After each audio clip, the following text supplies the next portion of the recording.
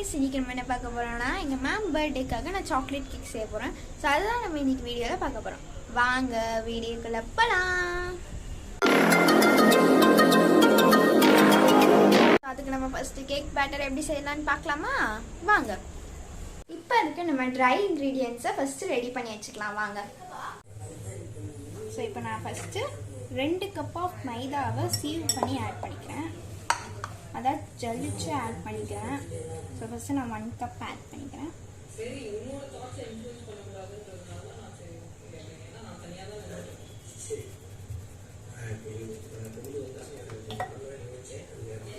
So next cup add பண்ணிட்டு நான் உங்களுக்கு காட்டுறேன்.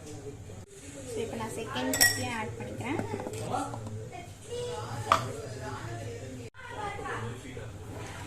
இப்போ நான் 1/2 cup of cocoa powder add பண்ணிக்கிறேன். இப்போ நம்ம 1/2 teaspoon of baking soda add பண்ணிக்கலாம்.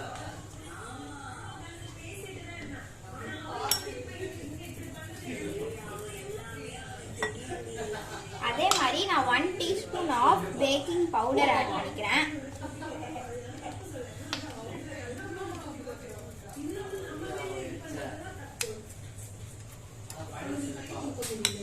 ஸோ இப்போ நம்ம நல்லா இதை மிக்ஸ் பண்ணிக்கலாம்.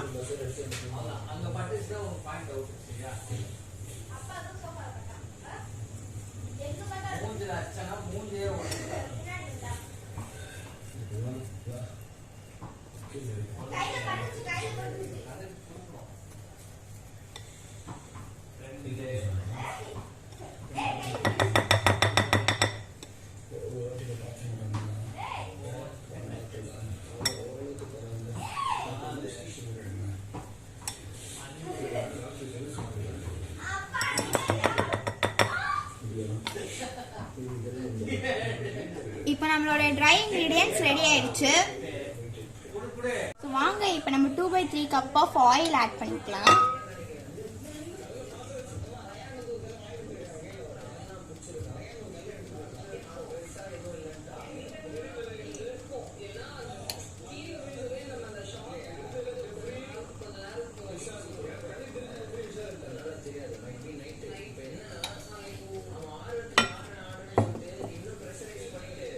வாங்க இப்போ நம்ம 2/3 கப் ஆஃப் ஆயில் ஆட் பண்ணிக்கலாம்.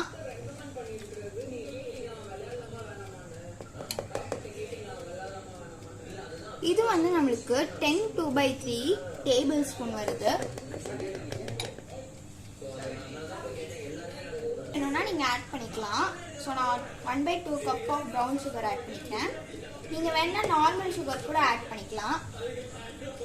ஸோ இதை நல்லா மிக்ஸ் பண்ணிக்கிறேன்.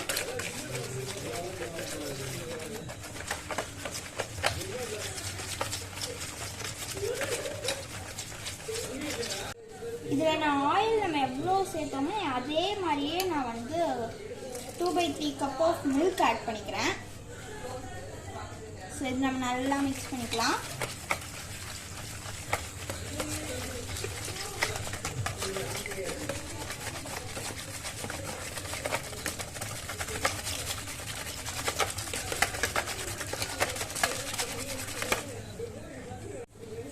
இப்போ நான் இதில் 1 teaspoon of vanilla essence add பண்ணிக்கிறேன்.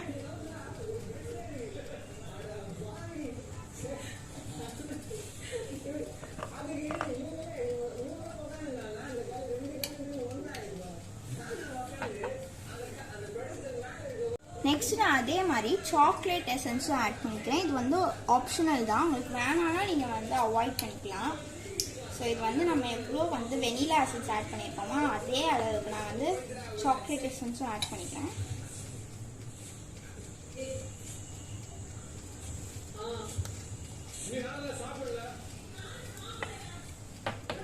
இப்போ நம்ம இதை நல்லா மிக்ஸ் பண்ணிக்கலாம்.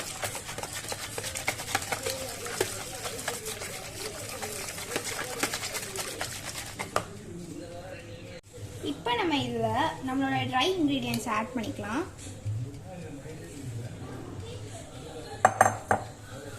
இப்போ நம்ம இதை நல்லா மிக்ஸ் பண்ணிக்கிட்டோம். இது உங்களுக்கு வேறு ரொம்ப ஒரு மாதிரி ஃப்ளூயிடாக இல்லாமல் இருந்துச்சுன்னா நீங்கள் வந்து மில்க் ஆட் பண்ணி நல்லா மிக்ஸ் பண்ணிக்கலாம்.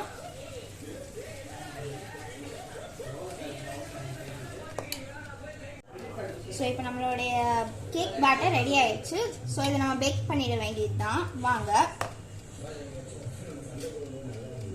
நான் பார்ச்மெண்ட் ஷீட் போட்டு பட்டர் தடவிட்டு இப்போ நான் கேக் பேட்டரை ஊற்றிட்டேன். ஸோ நான் 2ஆக பிரித்து நான் கொஞ்சம் வச்சுருக்கேன். ஸோ இதுதான் அந்த கொஞ்சம் பேட்டர். ஸோ இப்போ அந்த கொஞ்சம் பேட்டரை இப்போ நம்ம வந்து பேக் பண்ணிடலாம். நான் வந்து ப்ரீ ஹீட் பண்ணிட்டேன் அவனை 10 மினிட்ஸ்க்கு. ஸோ 2 சைடு அதாவது ஏர் வர மாதிரி செட் பண்ணியிருக்கேன். 180 டிகிரி செல்சியஸில் கன்வெக்ஷன் மோடில் வச்சுருக்கேன். ஸோ வாங்க நம்மளுடைய பேக்கிங் ட்ரேவை வச்சிடலாம். ஸோ இப்போ நம்மளோட கேக் பேட்டரை வச்சுட்டேன். ஸோ நான் வந்து 2 கேக் பண்ண போகிறேன். ஸோ ஒன்று வந்து எங்கள் வீட்டில் அம்மா அப்பாவுக்கு செய்ய போகிறேன். ஸோ இன்னொன்று வந்து நம்ம மேமுக்கு.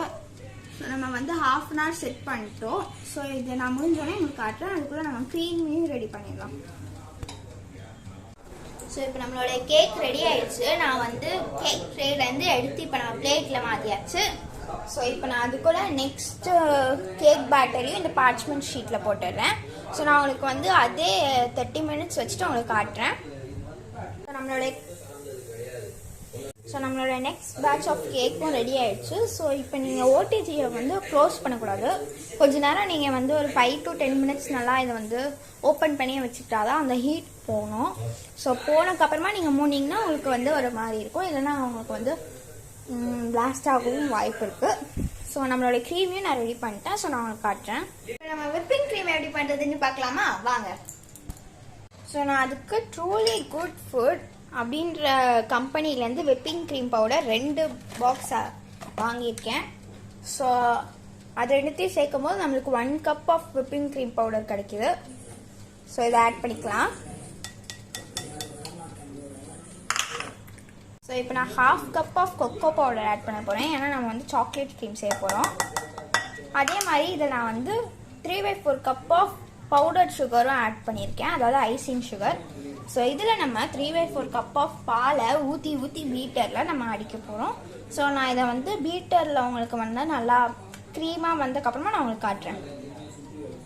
ஸோ நம்மளோட க்ரீமையும் நான் வந்து பீட் பண்ணிவிட்டேன் நல்லா. ஸோ நல்லா சாஃப்ட் பென்ட் வர வரைக்கும் நம்ம வந்து நல்லா பீட் பண்ணிக்கலாம். ஸோ நெக்ஸ்ட் நம்மளுடைய கேக்கை பேஸ் பண்ணுறது தான் நம்ம பார்க்க போகிறோம். வாங்க. இப்போ நம்மளுடைய கேக்கை பேஸ் போட்டுடலாம். ஸோ நான் ஃபஸ்ட்டு கேக்கை வந்து இந்த பிளேட்டில் வச்சு தான் நான் வந்து ஸ்கூலுக்கு எடுத்துகிட்டு போக போகிறேன். ஸோ அதனால் அதிலே வச்சுக்கிட்டேன். ஸோ இது வந்து எப்படின்னா மூடி மேலே மாதிரி இருக்கும். ஸோ இதை வந்து நாங்கள் ஐபேக்கோவில் ஐஸ்கிரீம் கேக் ஆர்டர் பண்ணும்போது இது வந்துச்சு. ஸோ அது கூட தான் நம்ம பண்ண போகிறோம். ஸோ நான் எப்படி பேஸ்ட் பண்ண போகிறேன்னா ஃபஸ்ட்டு க்ரீமை போட்டு அதுக்கு மேலே நம்ம சாக்கோ ஸ்ட்ரிப்ஸ் போட போகிறோம். அதே மாதிரி நான் வந்து 2 வாட்டி பண்ணிவிட்டு மேலே க்ரம் கோட் போட்டு, அதாச்சும் இந்த ஒரு வாட்டி தான், அதுக்கு மேலே நம்மளுடைய டாப் லேயரை வச்சுட்டு க்ரம் கோட் போட்டு ஒரு 20 to 10 மினிட்ஸ் நம்ம வந்து நல்லா அதை வந்து ஃப்ரீஸ் பண்ணிக்கலாம். அப்புறமா எடுத்து நம்மளுடைய நார்மல் கோட் போட்டு நம்ம வச்சிடலாம். ஸோ இதெல்லாம் முடிச்சதுக்கப்புறமா நான் உங்களுக்கு காட்டுறேன். ஸோ அது வரைக்கும்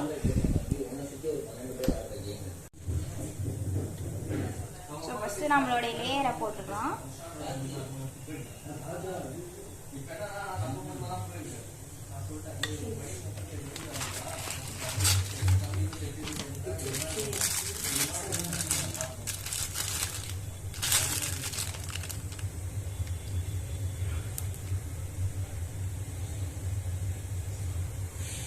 மருத்துவர் அறிவுரையின்படி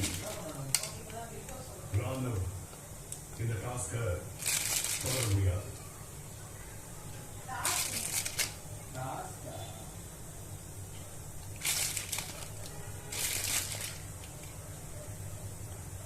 கைக்கு பூரண ஓய்வு தேவை.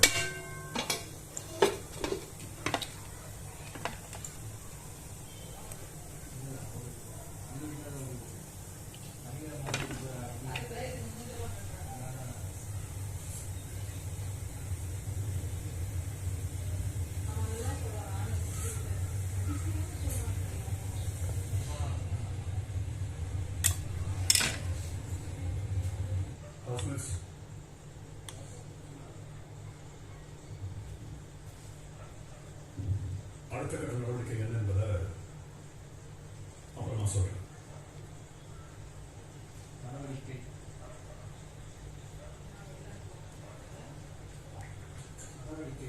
இடம் வேலைகளை பார்க்கலாம்.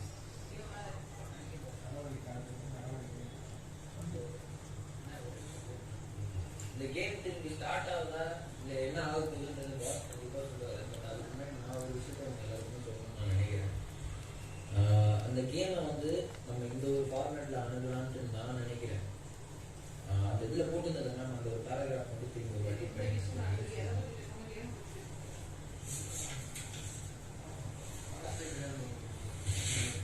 கற்கள் அனுப்பப்படாத நேரங்களில் உங்களின் கோட்டையை கட்டி நீங்கள் அதை பாதுகாக்கணும். உங்க கோட்டையை எவ்வளவு தூரம் வலுப்படுத்துறீங்களோ அதே சமயம் அடுத்தவங்க கோட்டையை கட்ட விடாம பண்ணுறதும் உங்க கையில தான் இருக்கு. ஸோ இது வந்து என்னன்னா அந்த கற்கள் அனுப்பப்படாத நேரத்தில், அதாவது ஃபர்ஸ்ட் அங்க ஒரு பிளே நடக்கட்டும், அந்த கல் எடுக்கிறதுக்கு ஒரு போராட்டம். யாரெல்லாம் ப்ளூஸ் போட்டிருக்கோமோ யாரெல்லாம் க்ளவுஸ் போட்டிருக்கோமோ அங்கே போய் அந்த ஒரு ஃபைட் அங்கே நடக்கும். அது யானை வந்தாலும் சரி இல்லை யார் வந்தாலும் சரி அப்படிதான் நம்ம சூஸ் பண்ணி பிளேஸ் பண்ணியிருக்கோம் டீமுமே. அவங்க அதை எடுத்துட்டு வந்து அதை ஃபர்ஸ்ட் அங்கே வைக்கட்டும். வச்சதுக்கு அப்புறமா அந்த பெல்ட் ஸ்டாப் ஆகும். அந்த பெல்ட் ஸ்டாப் ஆனதுக்கு ஸோ இப்போ இதை நம்ம ஃப்ரீஸ் பண்ணிக்கலாம். நான் ப்ரம் கோட் போட்டேன். ஸோ இதை நான் ஃப்ரீஸ் பண்ணிக்கிறேன். உங்களுக்கு ஒரு 20 to 15 minutes நான் ஃப்ரீஸ் பண்ணிக்கிறேன். ஸோ ஃப்ரீஸ் பண்ணக்கப்புறமா நான் உங்களுக்கு காட்டுறேன். இதே தான் நடக்க போகுது. ஆனால் இவ்வளோ கிளம்சியாக இப்போ நம்மளுடைய கேக்கு மெயின் கோட் போட்டுடலாம்.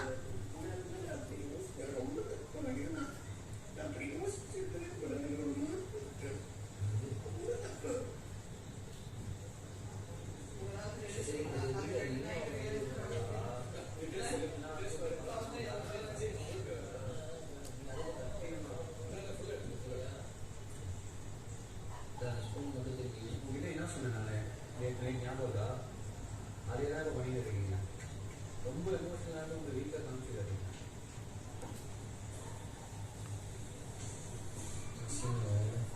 இது நீங்கள் மட்டுமே அப்படி நினச்சிருந்தா பரவாயில்ல. ஒரு குரூப் ஆஃப் பீப்புள்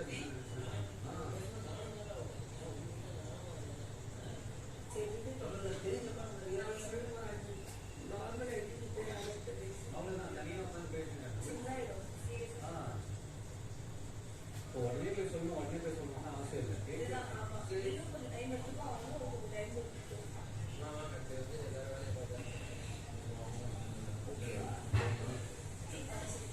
நடிக்கிறேன்னு சொன்னாங்க அப்படின்னு சொல்லி அதை விட்டு சொல்லி அவங்க நல்லா ஒரு சுச்சுவேஷன் வந்துட்டோன்னே உங்க எல்லாருக்குமே தெரியும்.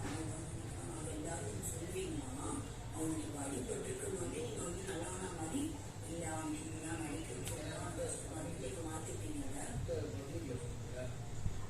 அவன் நடிக்கிறேன் தனிப்பட்ட முறையில் சொன்னால இப்போ முத்து ஏன் தப்பு நினைச்சான். நான் சனி காட்டும் பார்க்கலாம். அதுக்கு மட்டும் சொல்ல முடியாதா? எது போடுறாங்க எதை எடுக்கிறாங்க நம்மளுக்கு நம்ம கையில கிடையாதுல்ல.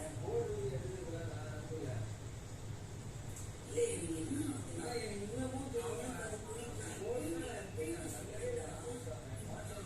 அடிப்படைன்னா அது அவனோட தப்பு தான். நான் சொல்றதுக்கு தான் நான் எதிர்க்கிறான். அது கரெக்டான டைமிங்ல நான் சொல்ல முடியாது. இப்போ அவங்க அடிபட்டுருக்கு. இப்போ நான் சொன்னேன்னா அது தப்பா தான் இருக்குன்னு எனக்கு தோணுச்சு. ஆஃப்டர் தான் ஏன்னா அவங்க எல்லாருமே எந்திக்கிறாங்க அப்படின்னும் போது எனக்கு அப்போ அங்கே வந்து நான் அதை நான் சொல்லணும்னு நான் விரும்பல. நான் சாரி கேட்கவே ஃபர்ஸ்ட் ஆஃப் ஆல் நான் எந்திக்கவே இல்லை. அதை அவன் தான் உணரணும். அவன் உணர மாட்டான்றதே எனக்கு வருது. ஏன்னா இப்பயும் அவன் டென்ஷன் தான் ஆகுறான். நடிக்க நான் தான் கத்துனேன் அப்படின்னு சொல்றதே அவனுக்கு ஆண்டாவது. அப்படின்னும் போது இன்னும் நீ ரியலைசேஷனுக்கே வரல. ஏன்னா நீ சோர்ஸ் எல்லாமே நீ ஒன்று பண்ணியிருக்க. தெரியுமோ தெரியணும்னு இருக்கா நீ ஒரு ஆக்ட் தான் நீ பண்ணியிருக்க. அந்த கை வந்து நான் வைக்காமலே கை வச்சது நிறைய டாஸ்க்லேயே நான் சொதப்பியிருக்காங்க.